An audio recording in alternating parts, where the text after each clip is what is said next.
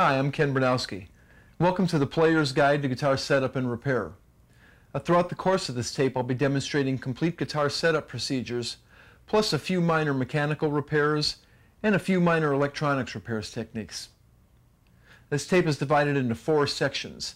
The first section covers all the tools you'll need to complete the procedures on this tape. The second section covers complete guitar setup procedures. The third section deals with a few minor mechanical repairs, and the fourth section, a few minor electronics repairs. So what do you say we go down to the shop and get started right now?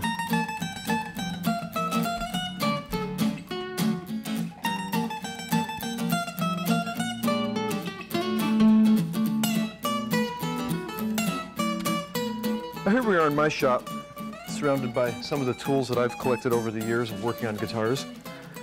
Some are as specialized as this jig designed for drilling nicely spaced holes in headstocks to accept tuning keys, and some are as common as a pair of pliers. I've assembled a collection of tools that you will need to effectively handle the procedures presented on this tape. A complete set of jeweler's screwdrivers is a must. You'll need standard and Phillips. Their better ones have hardened steel heads that won't break when you go up against a tough job. You'll also need a set of regular size screwdrivers, but if you're like me, you already have plenty of these. Another great thing to have in the screwdriver department is a cordless drill or two with a set of driver heads. I bought these 2 drills years ago for about 20 bucks a piece, and they haven't failed me yet. You'll need a complete set of hex wrenches, metric and standard sizes, and don't get the kind that are all locked together. You'll want these separate, and always keep the hex wrenches that come with your instrument or any other wrenches that come with your guitar if the manufacturer does include them. Pliers and cutters are a necessity. A few different sizes of pliers like these should do it. And get yourself some decent cutters like these channel locks. You should also have a set of these small machinist or needle files. You can get a decent set from any home supply center for 10 bucks or so. Larger files, although not terribly critical here, are nice to have. These are nut files, and if you're like me, always buying, trading, selling, adding new instruments to your collection, as you sell off the ones you don't use, invest in a small set. Stuart McDonald sells this great basic set. If you use them once, they're almost paid for. Which brings us to the straight edge. Really accurate ones are expensive, but you don't need to spend 70 bucks on a straight edge. Just go to your local art supply and check out a bunch of them. There's good ones and bad ones. Find the good ones. For neck support, a 20-pound shot bag is the best thing I've found. Just be careful if you have kids or pets that might rip it open and get the poisonous lead shot everywhere. You might want to consider a neck support like this, which you can pretty easily make. Some odds and ends. A tuner, I like anything with a needle gauge. A hand string winder, and also one of these drill bit winders. This is great. It really saves time. A hobby knife is a must. As far as electronic work, you'll want a quality soldering gun. And you'll need some thin solder like this. Another thing that I use a lot is this third hand thing, or this clip holder. These are great. And then there's glues and polishes. For polishing, I like this Gibson polish. This little bottle goes a long way, and I know that it's formulated for fine finishes. And lemon oil works good on rosewood fingerboards. You want to avoid anything that contains wax, though. Keep a soft rag like an old t-shirt in your case and wipe the finish off, especially here where your arm rests on the top. I don't use anything special on metal parts. I just keep them wiped clean. And don't underestimate the power of water as a solvent. Sometimes the best and safest thing to use to remove old sticky or hardened glue is warm water, a soft rag, and some elbow grease. As far as adhesives, you'll need a set of different viscosity instant glues, like these from Stu Mac. I like these because they're readily available by mail. They come in different viscosities as well as black and white. You'll also need a quality wood glue like this yellow carpenter's glue. And you'll want epoxy for those really tough jobs. It helps to know a little about how glues work. Just remember that the thinner instant glues and yellow wood glues work best in an extremely thin layer between tight-fitting parts. The thicker instant glues have some gap-filling properties, but epoxy is the best for filling gaps. Okay, first let's define setup. What exactly is it? Now, setup is the adjustment of everything on the guitar that affects the action, the feel, and the intonation, or its ability to play in tune. Now my procedure for a complete setup involves these steps in this order: string removal and guitar cleaning, string installation, truss rod tensioning for neck straightness or relief, string height and radius adjustment, adjustment for pickup height, and intonation adjustment. Also, basic tremolo adjustment where applicable. Now I've chosen this Stratocaster to be my main demonstration instrument because the Stratocaster was originally designed to be an extremely adjustable guitar. And it'll also give me an opportunity to demonstrate the adjustment of the floating tremolo system. Now, the procedures presented on this tape, though, are applicable to most solid body, semi-hollow body, or hollow body electric guitars.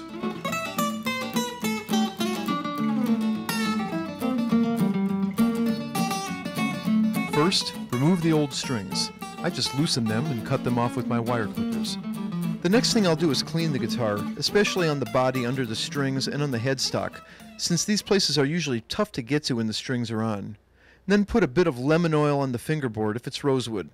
Just use a little bit, wipe it on, and wipe off the excess.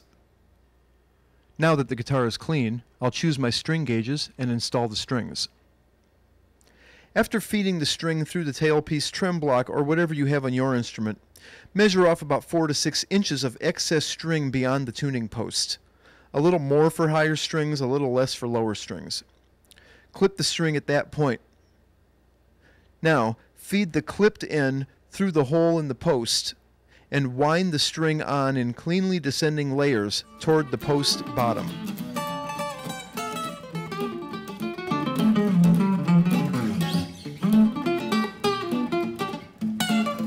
Okay, now with the guitar completely strung up and tuned to A440, I'll sight down the neck to check for straightness. Now, different gauge strings will impose different levels of tension on the neck, so you'll want to adjust the truss rod for proper tension with any given gauge of strings. The concept behind adjusting the truss rod is relatively simple. If the neck dips away from the strings at about the 5th to the 7th fret, you have a condition called relief. A tiny bit of relief is a good thing, but too much is not a good thing, and you'll need to tighten the truss rod, turn it to the right about a quarter turn, and check it again. Now, if the neck is arching up toward the strings at about the 5th to the 7th fret, you have a condition called back bow. You'd never want back bow. You need to loosen the truss rod about a quarter turn, check the neck again. If you still have back bow, loosen it again until you introduce a little bit of relief. Now, adjusting the truss rod on a vintage style Strat like this can be a bit of a challenge, but it's just one of those things you have to grit your teeth and do. The problem is that you have to remove the neck every time you want to make an adjustment. Here is where the motorized string winder and power screwdriver really shine. Now, as I sight down my neck, I see that it has a bit too much relief for my taste. So I'll loosen the strings, remove the neck, and if I'm careful, maybe I can leave the strings attached to the tuner posts. Now I'll bring the neck out just enough to gain access to the truss rod end. Then I'll tighten the rod about a quarter turn because I want to remove some of that relief. I want to put some tension on that truss rod. Now I'll put the strings back on, tighten the neck back on, check it again, and keep repeating this procedure until I have the neck just exactly the way I want it. Most other truss rods are considerably easier to adjust than this because you can adjust them with the neck on and the strings up to tension, which eliminates a lot of the hunt and peck and guesstimating with this type of situation.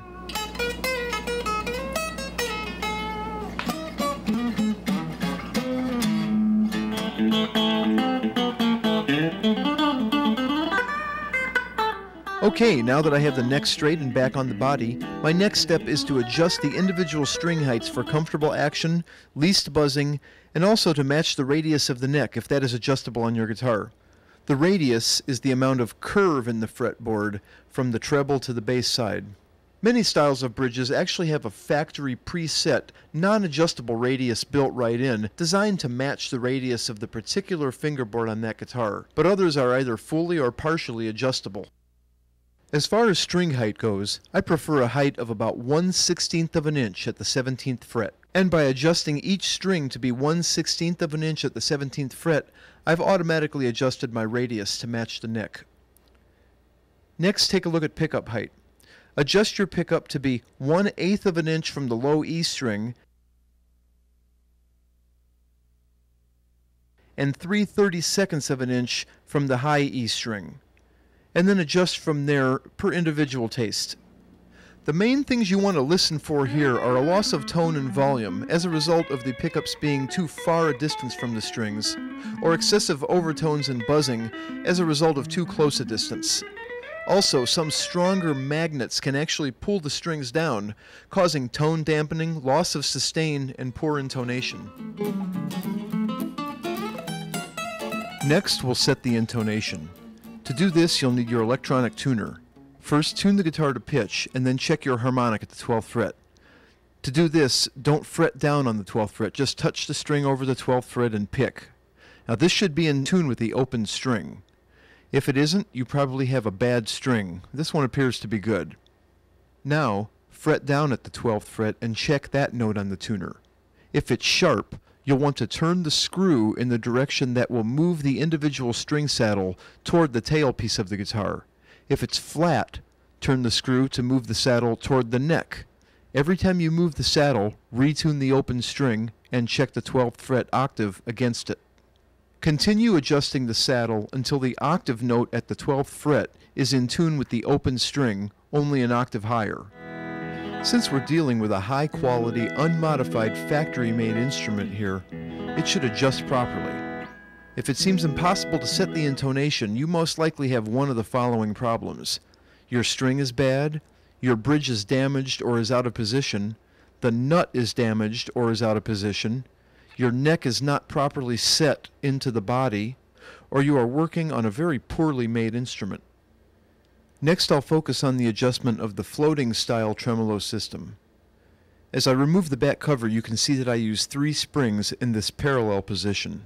Tune the guitar to pitch and adjust the screws that secure the claw so that the back edge of the tremolo block is floating about 1/16 of an inch off the top of the guitar body, like this. Now this is truly a give and take procedure, since adjusting the claw screws affects the position of the block, which in turn affects the tuning of the guitar, which in turn affects the position of the block. So it's a give and take adjustment between adjusting the claw screws and tuning the guitar until the back of the floating bridge sits about 1/16 of an inch off the top of the guitar with the guitar tuned to pitch.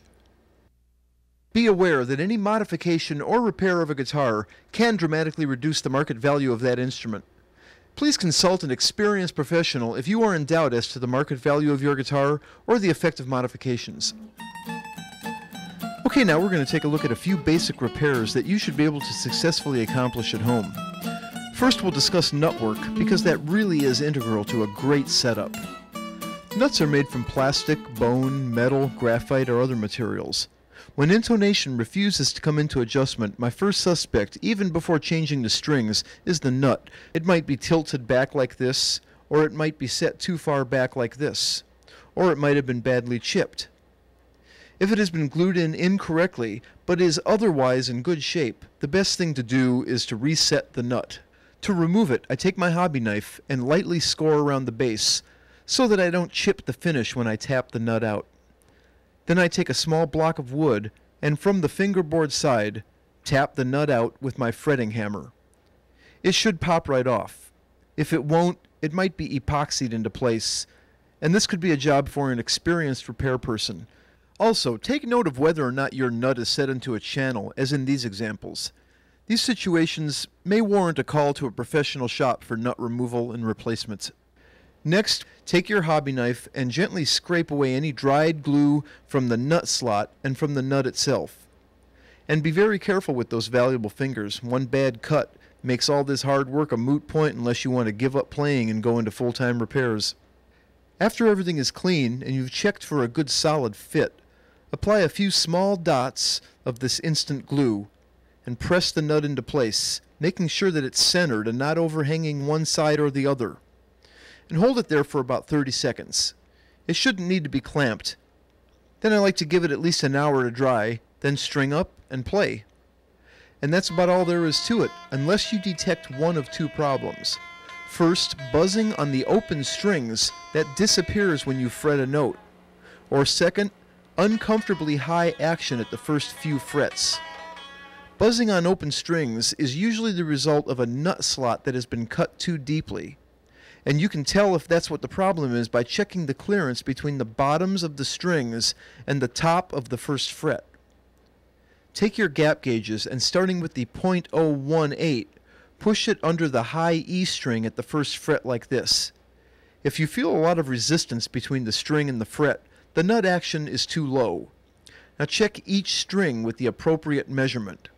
High E, .018, B, .018, G, .020, D, .020, A, .022, and low E, .022.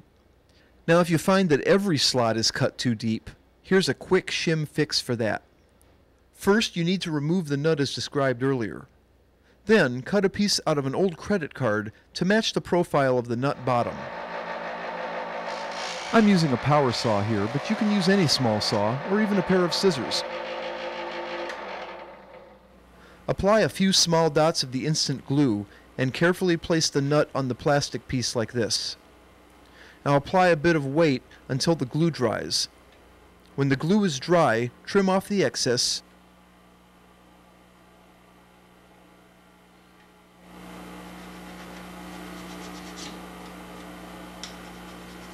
and reinstall the nut as described earlier.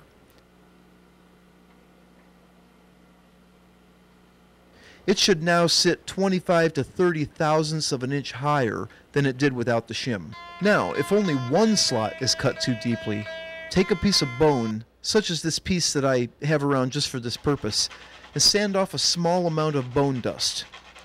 Now, place a drop of instant glue into the deeply cut slot and fill the slot with the bone dust, quickly working it into a sort of glue and bone paste. Now allow it to dry for an hour or more, and then you can cut a new but shallower slot. And this is where those nut files come into play. Choose the appropriate file. I need my 10,000ths of an inch file for the high E string. And after making sure that the slot you will cut will position the string properly on the fingerboard, cut a new slot using your gap gauge to check the distance between the top of the first fret and the bottom of the string. Cut a little at a time and check your work often, and take notice of the angle at which I hold the file. This is so the string will naturally rise up through the slot toward the fretboard side of the slot, and then take off cleanly from that point. When you reach the appropriate depth, you're done. The second problem is that the action might be too high at the first few frets. If you find that this is your complaint, simply cut the offending slot or slots deeper until you reach the clearances mentioned earlier. Of course, using the appropriate width nut files for each string. Remember to hold the files at about an angle roughly equal to that of the headstock angle when cutting the slots.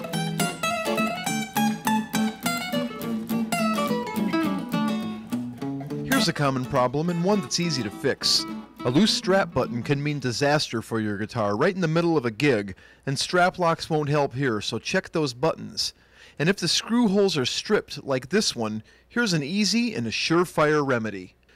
Get yourself some small diameter dowel rod, preferably just slightly larger than the stripped out screw hole, and whittle down one end with your hobby knife to a diameter where it goes into the screw hole with a very tight fit. Now cover the whittled end with yellow carpenter's glue and push it into the screw hole. Take some small clippers and cut the end of the dowel rod, leaving just about 1/8 of an inch sticking out of the guitar. You should be able to gently pound the end in just about flush with the guitar surface with a small hammer. Now clean out any loose wood with your small clippers. Next, drill a 1/16 of an inch pilot hole in the center of the newly installed dowel rod. Now, before the glue dries, reinstall the strap button and let it sit undisturbed for a few hours so that the glue dries around the screw.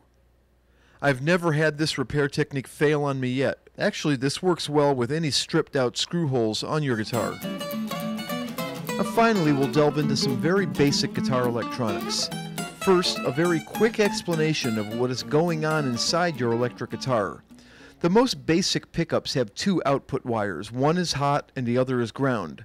Ground is also called common because these ground or common wires are eventually all tied together within the circuit. In this example, the ground wire is actually an outer shield surrounding the hot wire. The hot wires follow paths through the circuit that all end at this blade of the output jack. The ground wires are all tied to a separate path that ends up at the body of the output jack. Very often a player will bring a guitar into the shop and say there's no output. Well, 1 time out of 5, the problem is that there's corrosion or tarnish on the output jack. These contacts tend to get tarnished and corroded over time, and this corrosion forms a very effective insulation between the jack and the plug. These are very easy to clean. First, remove the jack from the guitar. You can use a large pair of pliers, but I prefer this 1/2-inch nut driver so I don't accidentally scratch the finish. Take some fine sandpaper and roll it into a small round shape and use this to clean the inside of the barrel of the jack. Then take the sandpaper and clean the blade. Now, if this fails to solve your problem, you may still just have a damaged jack in your guitar. Check the blade of the jack to make sure that it's making solid contact with the tip of the plug on your guitar cord. Sometimes the blades will lose their springiness, or sometimes they'll break completely off like this. If possible, just try bending the blade in a bit to re-establish a solid contact with the tip of the plug. Now, if a damaged jack is your problem, you're going to need to replace it, and this is fairly easy to do. First, clip the old jack, which is still soldered to the guitar wiring, to your clip holder. Now, heat up the solder joints and carefully pull the wires off the jack, being careful not to splatter hot solder onto the finish of your guitar. Now, be careful to take note of which wire is the hot lead, and that one will attach to the blade of the jack, and which one is the ground, and that will attach to the body of the jack. Now, after you successfully remove the old jack from the guitar, immediately throw it away so that you don't accidentally use it at some time in the future. Now put your new jack into the clip holder and solder the appropriate wires to the appropriate leads on the jack. And when you're soldering, don't heat the solder, but heat the joint on the jack until that gets hot enough to melt the solder. That way you're ensured of a good solid solder joint. After the leads are soldered onto the new jack, simply reinstall it onto the body of the guitar and you're done.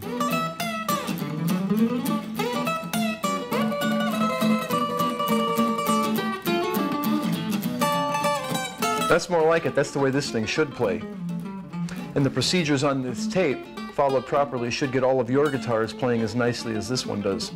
Now watch for future tapes that will go deeper into electronic and mechanical repairs with acoustics and different types of guitars. But that's about it for now, so till then, thanks for joining me. See you next time.